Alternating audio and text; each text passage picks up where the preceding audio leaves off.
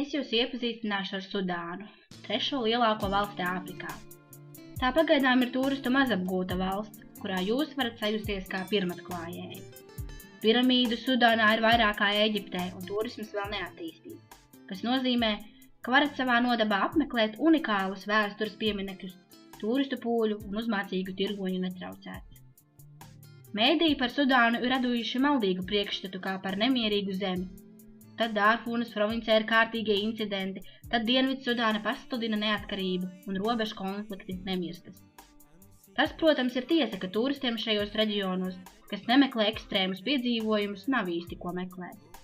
Taču miermīlīgā un draudzīgā galvaspilsēta Hārtūma un daudzās senvēstures, faraonu un vēlāku laiku liecības Tuksnesī un Nīlas krastos ir īstens ārķis lūpā ceļotājiem, kas ilgojas jaunas un atšķirīgas pieredzes. Mereo pilsēta – slavenākā arheoloģiskā zona Sudānā, netālu no galvaspilsētas Hārtūmas. Tās karaliskajās metropolēs atrodas vairāk nekā 100 piramīdu, tomēr daļa no tām nav pilnībā saglabājušās. Nubiešu piramīdas gan pēc izmēriem, gan proporcijām ir atšķirīgas no eģiptiešu piramīdām. Atšķiras arī kapeņu novietojums. Eģiptes faraonus glabāja piramīdas iekšienē, Meroe zem tās. Karaļi, prinči, karalienes tiesa te vairs neatdusas. Kapenes ir tukšas, tajā pabijuši izlaupītāji jau senu laiku atpakaļ. 2011. gadā Meroe arheoloģiskās zonas iekļautas UNESCO pasaules kultūras mantojumā. Sulīgi arbūzi lieliski veldzēs lāpes, kamielis apposta piramīdas un kamieļu saimnieks uzspēlē šūpļu dziesmu. Šī ir vienīgā vieta, kur kāds sagaida ceļotājus. Tiem šeit ir lieliski iespēja kamieļu pavadībā baudīt ceļojumu pa Tuksnesi. Bet, ja kamieļu vīriem laipni atsaka, viņi liekas mierā un atstāja netraucētā dialogā ar senatnes pieminekļiem. Šeit meitenes cer, ka uzliekot piramīdu suvenīrus uz ceļa, ceļotāji tiem garām nepabrauks. Romiešu paviljons, lauvu templis, Sfinksu aleja un dažādi gravējumi sienās un dažādi citi unikāli objekti. To visu jūs varēsiet redzēt, dodoties ekskursijā pa Tuksnesi, baudot klusumu, sauli un vēsturisku atmosfēru. Viens no galvenajiem Sudānas apskates objektiem ir arī Sudānas Nacionālais muzejs Hārtūmā. To ieskauj mūsdienīgas celtnes, taču tas nemazina apskates objektu un ekspozīciju nozīmi, kas liecina par Sudānas vēstures dažādiem periodiem. Putekļainās zālēs apskatāma faraonu laika māksla un nubiešu kristiešu freskas. Tajā apskatām arī vairāki kušītu un eģiptiešu tempļi, kas paglābti no iznīcības, būvējot dambi Sudānā. Muzeja eksponāti atrodas ne tikai ēkā, bet arī dārza ap to. Pēc muzeja apskates patiesi būsiet sajutušies laikā daudzus gadsimtus atpakaļ. Tagad pievērsīsimies aktīvākai un neparastākai atpūtai. Sudānas sarkanās jūras piekrastē ir pārsteidzoši daudz labu niršanas vietu. Umbrija ir itāļu kuģa vraks, kurš nogrimis šeit netālu no Sudānas 20. gadsimta sākumā. Mirējus piesaista tas, ka Umbrija kuģis ir saglabājies vesels, jo to nogremdēja nevis torpēda, bet pati apkalpe.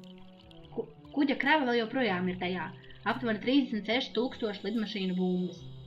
Būt ūdenslīdējiem un apskatīt nogrimušu kuģi ceļotājiem varētu būt neparasts, bet interesants izaicinājums. Arī sudāniešu kultūra, virtuve, ģērbšanās stils liek par sevi manīt. Aptuveni 70% Sudānas iedzīvotāju ir musulmaņi. Musulmaņu sieviete seko tradīcijai apsegt savas galvas un visu ķermeni līdz potītēm. Viņas ietienas caurspīdīga lakata apģērbā, kas iet pāri citām drēbēm. Kaut arī sievietēm nav aizliegts ģērbties brīvāk, taču tās uzskata, ka šajā apģērbā jūtas neatkarīgāk. Vīrieši parasti valkā garu baltu mantiju, bieži vien klāt uzvalkot baltu tādu kā cepuri. Savukārt lauku reģionos cilvēki valkā maz apģērbus, vai pat nevalkā vispār.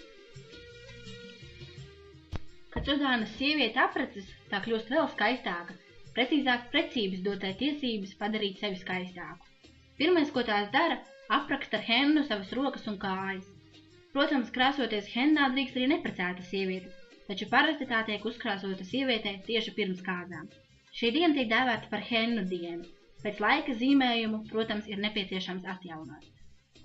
Sudānas nacionālā virtuve līdz galam vēl nav noformējusies, tā kā valsts izveidojās salīdzinoši nesen.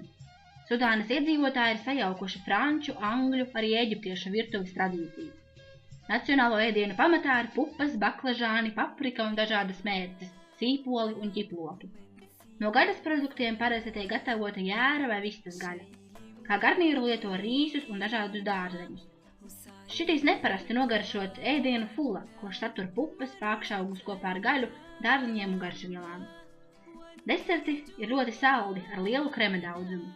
No dzērieniem Sudānā tiek dzertas visdažādākās tējas un kafijas, jo alkohols te ir aizliegts. Pirms doties ceļojumā uz Sudānu, gatavojoties nebijušai atmosfērai, citai kultūras dzīvei, pārsteidzoši skaistai dabai, mierīgai un klusai, ceļotāju netraucētai atpūtai.